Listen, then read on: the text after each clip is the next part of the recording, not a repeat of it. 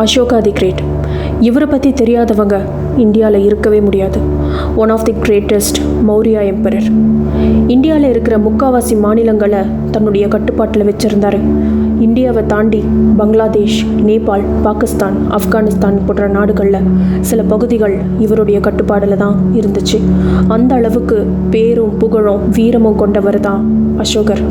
ஆனால் அவரால் தென்னிந்தியாவில் இருக்கக்கூடிய சில மாநிலங்களான தமிழ்நாடு, சவுத் கர்நாடகா, கேரளாவை கைப்பற்ற முடியல. ஏன்னு தெரியுமா? இதுக்கு 2 காரணங்கள் சொல்லலாம். அசோகா தி கிரேட் இந்தியாவோட ரொம்ப பவர்ஃபுல்லான ஒரு எம்பரர். ஆனால் கலிங்கா போரில் அவரும் அவருடைய படையினரும் சேர்ந்து 1,00,000க்கும் மேலே மக்களை கொன்று குவிச்சாங்க. இந்த போர் அவரை ரொம்பவே பாதிச்சது. இனிமேல் இந்த மண்ணில் யாருடைய ரத்தமும் சிந்தக்கூடாது, என்னுடைய கைகளில் கரை படியக்கூடாதுன்னு முடிவு பண்ணார். அஹிம்சை வழியை தேர்ந்தெடுத்தார்.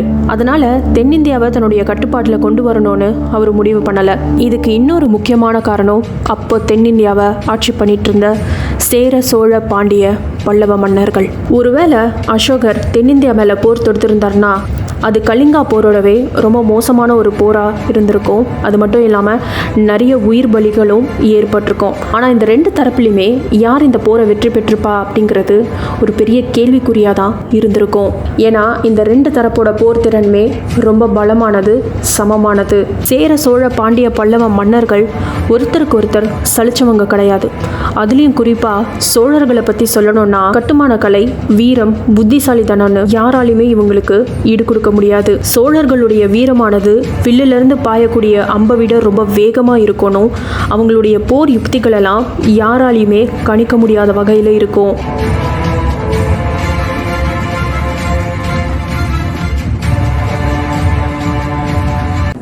யார் இந்த சோழர்கள்? ஆரம்பிக்கலாமா?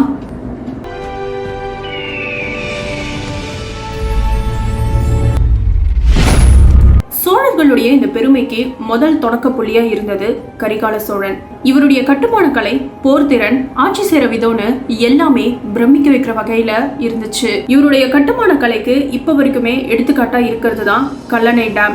ஆனா கரிகால சோழனுக்கு அப்புறம் சோழ வம்சம் கொஞ்சம் கொஞ்சமா பின்னடைவை சந்திக்க ஆரம்பிச்சது. பெரிய பெரிய இடங்களை ஆட்சி பண்றதுல இருந்து கொஞ்சம் கொஞ்சமா பின்னடைவை சந்திச்சு சின்ன சின்ன இடங்களை ஆட்சி பண்ணக்கூடிய சிற்றரசர்களா ஆனாங்க. அதுக்கப்புறமா 9ஆம் நூற்றாண்டுல விஜயலாய சோழரால சோழ வம்சம் மறுபடியும் உயிர் தெழுந்துச்சு. அப்போ தஞ்சை கோட்டைய ஆண்டுட்டு இருந்த முத்துராயர்களை வீழ்த்தி விஜயலாய சோழர் தஞ்சை கோட்டைய தன்வசம் படுத்தினாரு. அன்னிலிருந்து தஞ்சை கோட்டை முழுவதும் சோழர்களுடைய கட்டுப்பாட்டுக்கு வந்தது. The capital city of Chola's dynasty.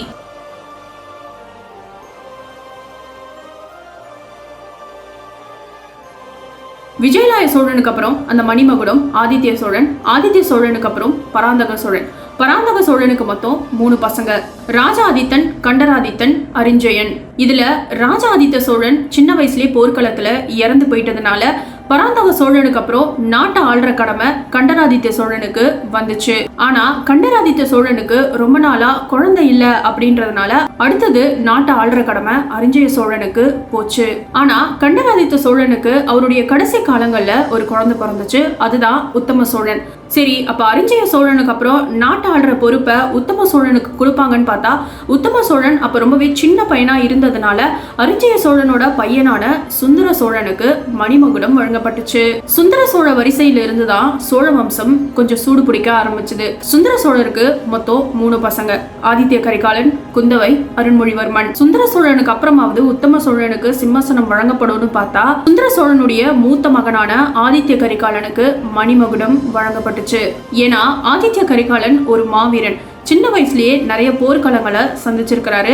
அது மட்டும் இல்லாம சோழர்களுடைய அப்போதைய பரம எதிரியான வீரபாண்டியனுடைய தலைய வெட்டி கொண்டு வந்ததுனாலேயே அவருக்கு மணிமகுடம் வழங்கப்பட்டுச்சு. ஆனா சிம்மாசனம் வழங்கப்பட்ட கொஞ்ச நாள்லயே ஆதித்த கரிகாலன் மர்மமான முறையில பாண்டியர்களால கொல்லப்படுறாரு. ஆதித்த கரிகாலனுக்கு அப்புறம் மணிமகுடம் அருண்மொழிவர்மனுக்கு போகுது, அதாவது ராஜராஜ சோழன். ஆனா ராஜராஜ சோழன் இப்போதைக்கு நான் நாட்டை ஆள விரும்பலன்னு சொல்லிட்டு அந்த மணிமகுடத்தை தன்னுடைய சித்தப்பாவான உத்தம சோழனுக்கு விட்டு கொடுத்துறாரு. அதுல இருந்து 15 ஆண்டுகள், அதாவது கிபி 970 இருந்து கிபி 985 வரைக்கும் உத்தம சோழன் தஞ்சை கோட்டைய ஆண்டாரு.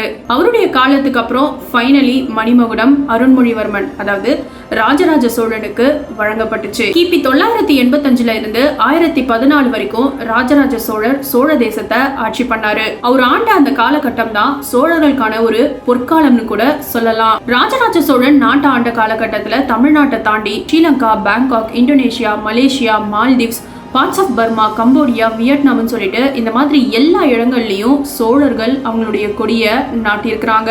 அதுலயும் இந்தோனேஷியால இருக்கிற சில தீவுகளை ஆமைகளை பின்தொடர்ந்து போய் சோழர்கள் கண்டுபிடிச்சிருக்காங்கன்னு சொன்னா உங்களால நம்ப முடியுமா? ஆலிவ் ரெட்லி டர்ட்டில் அப்படிங்கிற இந்த ஆமை வகை சவுத் ஏஷியா அதாவது நம்ம தமிழ்நாட்டுல இருந்து சென்ட்ரல் அமெரிக்கால இருக்கிற கோஸ்டாரிக்கா, மெக்சிகோல தான் போய் முட்டையிடும். அப்படி இந்த ஆமைகளை பின்தொடர்ந்து போய் தான் ஜாவா, இந்தோனேஷியா, பிலிப்பைன்ஸ் போன்ற நாடுகளை சோழர்கள் கண்டுபிடிச்சிருக்கிறாங்க. இதுக்கு ஹிஸ்டாரிக்கலா எந்த ஒரு ப்ரூஃபும் கிடையாது. ஆனா சோழர்களுடைய கடற்படை ரொம்பவே ஸ்ட்ராங்கா இருந்ததுன்னு தான் சொல்லணும். அதனாலதான் சோழர்கள் கடல் கடந்து போய் நிறைய நாடுகளை எக்ஸ்ப்ளோர் பண்ணிருக்காங்க. அது மட்டும் இல்லாம இந்த மன்னர்கள்லாம் அங்க போய் நிறைய கலப்பு திருமணங்களும் பண்ணியிருக்கிறாங்க. இந்தோனேஷியா, கொரியா மாதிரியான நாடுகள்ல 500க்கும் மேற்பட்ட தமிழ் வார்த்தைகள் அவங்களோட மொழியில கலந்திருக்குது. இந்தோனேஷியால இருக்கிற நிறைய இடங்கள் இப்ப வரைக்குமே தமிழ் பேர்ல இருக்குது. இப்படி சோழர்களுடைய பெருமையை கடல் கடந்து கொண்டு போனது மட்டும் இல்லாம சோழ சாம்ராஜ்யத்தையே கட்டி ஆண்ட ஒரு மாமன்னர் தான் ராஜராஜ சோழர். அப்படி அவருடைய பேரை இப்ப வரைக்கும் சொல்லக்கூடிய வகையில ராஜராஜ சோழனால உருவாக்கப்பட்ட ஒரு மாஸ்டர் பீஸ் தான் தஞ்சை பெரிய கோவில்.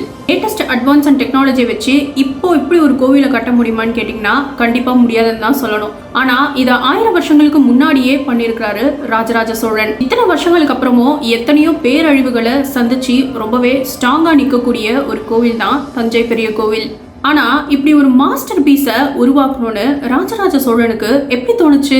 பொதுவாகவே சோழர்கள் தீவிரமான சிவன் பக்தர்களா இருந்தாங்க. சவுத் இந்தியால சோழர்களால கட்டப்பட்ட நிறைய சிவன் கோவில் இருக்கு. அது எல்லாத்துலயுமே கண்டிப்பா ஒரு தனித்துவமும் இருக்கும். எந்த அளவுக்கு தனித்துவமா இருக்கும்னா இப்ப வரைக்குமே யாராலையுமே விடை கண்டுபிடிக்க முடியாத அளவுக்கு இருக்கும். அவ்வளவு ஏன் நடராஜர் சிலைக்கு உருவம் கொடுத்ததே சோழர்கள் தான். அததான் 1000ல் ஒருவன் படத்துல ஒளிதரும் உருவமாய் நடராஜர் வழியே அப்படின்னு சொல்லியிருப்பாங்க. அண்ட் இப்ப வரைக்குமே நம்மளுடைய சவுத் இந்தியன் மூவிஸ்ல பார்க்க முடியும் சோழர்கள் எந்த அளவுக்கு ஒரு வெறித்தனமான சிவன் பக்தர்களா இருந்திருக்கிறாங்கன்னு. சரி, இப்போ தஞ்சை பெரிய கோவிலுக்கு வருவோம். ராஜராஜ சோழன் தன்னுடைய எல்லைகளை விரிவுபடுத்தணும் அப்படிங்கிறதுக்காக நிறைய நாடுகளுக்கு போயிருக்கிறாரு. அதுல ஒரு சில நாடுகளை கைப்பற்றி ஆளவும் செஞ்சிருக்கிறாரு. அப்படி ஒரு இலங்கை, தென்கிழக்கு ஆசிய நாடுகள்ல பயணம் பண்ணிட்டு இருக்கும் பொழுது இருக்கக்கூடிய கடவுளுக்கான சிலைகள்லாம் ரொம்பவே பிரம்மாண்டமா இருக்கிறத பார்த்து இவருக்கு ஒரு யோசனை தோணிருக்கு. தன்னுடைய வெற்றியின் ஒரு சின்னமா இது வரைக்கும் யாருமே கட்டாத அளவுக்கு ரொம்பவே உயரமான விமானத்தை கொண்ட ஒரு கோவிலை சிவபெருமானுக்கு கட்டணும்னு சொல்லிட்டு அவர் முடிவு பண்றாரு. இப்படி ஒரு கோவிலை தமிழ்நாட்டுல யாராவது கட்டியிருக்கிறாங்களா அப்படின்னு ஒரு தேடி பார்க்கும் பொழுது காஞ்சிபுரத்துல ராஜசிம்ம பல்லவனால கட்டப்பட்ட கைலாசநாதர் கோவிலுக்கு போறாரு. அதோடைய கட்டுமானத்தை பார்த்து ரொம்பவே பிரமிச்சு போறாரு. ஆனா அங்க இருக்கிற சிவன் சிலை ரொம்பவே குட்டியா இருக்கிறதுனால அதே மாதிரியான ஒரு கட்டுமானத்தோட பெரிய சிவன் சிலை வச்சு ஒரு கோவில் கட்டணும்னு முடிவு பண்றாரு. இப்படி தஞ்சை பெரிய கோவிலை கட்டுறதுக்காக ஒரு தேர்ந்தெடுத்த பொறியாளர் தான் குஞ்சரமல்லன் பெருந்தக்ஷன். இந்த மாதிரியான கோவிலா அது இருக்கணும் அப்படிங்கிற அவருடைய எல்லா யோசனைகளையும் பெருந்தக்ஷன் கிட்ட அவரு சொல்றாரு. தஞ்சையில அதுக்கான ஒரு இடத்தை தேர்ந்தெடுத்து இந்த பிரம்மாண்ட கோவிலுக்கான பணிகளை ஆரம்பிக்கிறாங்க. ஆனா ராஜராஜ சோழன் மட்டும் இந்த கோவிலை கட்டாம நாட்டு மக்கள் கிட்டயும் உங்களால முடிஞ்ச உதவிய கோவிலுக்காக நீங்க பண்ணலாம் அப்படின்னு சொல்றாரு. இதை ரொம்பவே சந்தோஷமா ஏத்துக்கிட்ட நாட்டு மக்கள் அவங்களால முடிஞ்ச உதவிகளை பண்ண ஆரம்பிச்சாங்க. பணக்காசு மூலியமா உதவி பண்ண முடியாதவங்க கட்டிட பணியிலேயே உதவி பண்ணாங்க. கோவிலை கட்டுறதுக்கு தேவைப்படக்கூடிய பாறைகள் எல்லாம் கிட்டத்தட்ட 75 கிலோமீட்டர் தூரத்துல இருந்து யானைப்படை, குதிரைப்படை, படகுகள் மூலியமான டன் கணக்குல பாறைகளை கொண்டு வந்திருக்கிறாங்க. போர்ல பிடிப்பட்ட பாண்டிய வீரர்கள், ராஷ்டிரகூட வீரர்கள்னு சொல்லிட்டு 10,000க்கும் மேல சிறை கைதிகளை இந்த கோவிலுடைய கட்டுமான பணியில ஈடுபடுத்தினாங்க.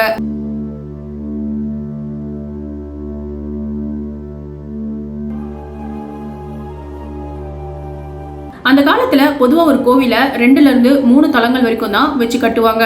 ஆனா தஞ்சை பெரிய கோவில் 15 தலங்களை கொண்டது. அதாவது 60 மீட்டர் உயரத்துல ரொம்பவே பிரம்மாண்டமா கட்டப்பட்டது. இந்த கோவிலை பார்த்த சோழ தேச மக்கள் ரொம்பவே வியந்து போனாங்க. எல்லாத்தையும் விட ரொம்ப ஹைலைட் கோவிலுடைய பினிஷிங் டச்.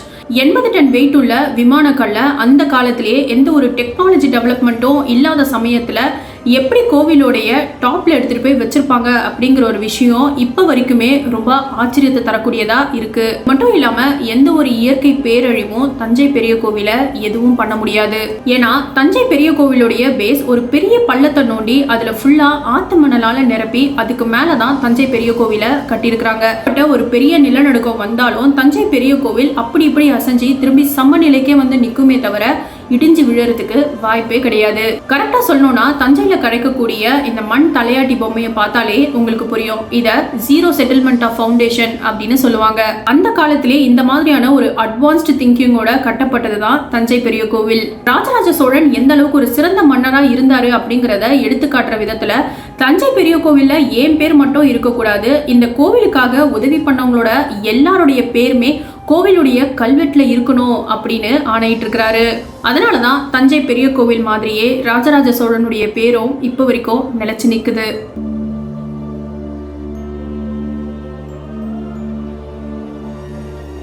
தஞ்சை பெரிய கோவில் பத்தியும் ராஜராஜ சோழன் பத்தியும் மேக்சிமம் எல்லாருக்குமே எல்லா விஷயமுமே தெரியும். ஆனா ராஜராஜ சோழனுக்கு பொன்னியின் செல்வன் அப்படின்னு பேர் வந்ததுக்கு காரணம் என்ன?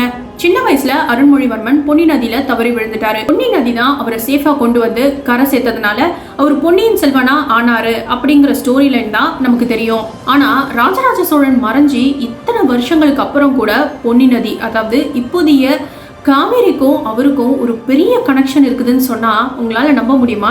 காவேரி நதி தண்ணிய அடிக்கடி தமிழ்நாடு கர்நாடகா கிட்ட கேட்கறது வழக்கமான ஒரு விஷயம் தான். 2018 தமிழ்நாடு கர்நாடகா கிட்ட தண்ணி கேட்கும் பொழுது கர்நாடகா நாங்க திறந்து விட மாட்டோம்னு சொல்லிட்டாங்க.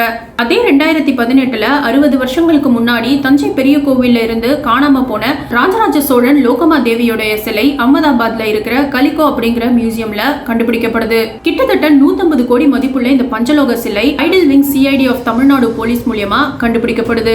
அப்போ இருந்த இன்ஸ்பெக்டர் ஜெனரல் ஆஃப் போலீஸான பொன் மாணிக்கவேலுடைய தலைமையில இந்த சிலைகள் தஞ்சை பெரிய கோவிலுக்கு கொண்டு வரப்படுது. அதே 2018 சிலைகளை கோவில கொண்டு வந்து வச்சிட்ட பிறகு அந்த வருஷம் பயங்கரமா மழை பெய்யுது. இதுக்கு மேல தண்ணிய அணையில தேக்கி வைக்க முடியாதுன்னு காவேரிய திறந்து விடுறாங்க கர்நாடகா. பொன்னியின் செல்வன் தமிழ்நாட்டுக்கு வந்த அடுத்த செகண்டே பொன்னி நதியும் தமிழ்நாட்டுக்கு வந்துருச்சு.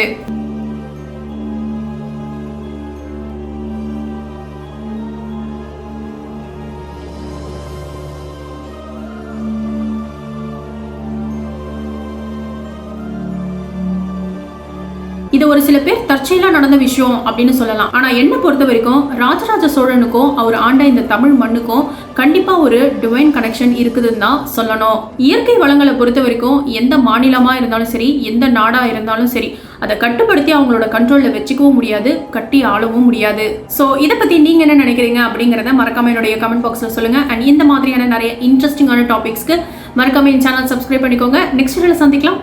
நன்றி. மறக்காம சர்ப்ரைஸ் பண்ணுங்க.